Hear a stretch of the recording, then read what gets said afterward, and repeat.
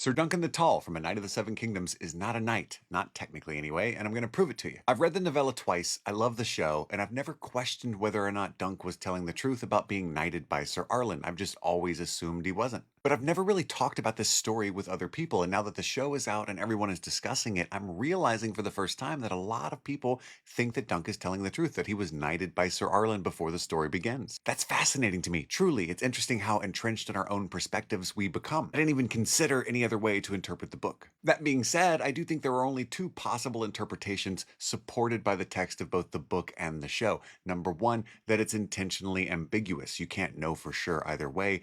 And two, that he was definitely not knighted by Sir Arlen. Spoilers ahead, but only up through episode 4 of the show. There's even more evidence past that if you've read the book. We never see Sir Arlen knight Dunk. Obviously, that's intentional. If they wanted us to know for sure, they'd show us. Dunk has this whole debate with himself when he picks up Sir Arlen's sword right after he dies. It fits my hand as well as it ever did his. If he was a knight, he wouldn't do that. He wouldn't question anything. He would just go to the tourney. Of course the sword fits my hand. It's my sword. I'm a knight. He wouldn't have to hype himself up. There are multiple times where Dunk's legitimacy comes into question for comedic effect, or even dramatic effect. Plumber, the master of games, makes the jokes about how badly they treat false knights, and then he laughs and says, I'm just kidding. Who would impersonate a knight at a tourney? They would just immediately perish at the hands of Sir Lionel Baratheon, right?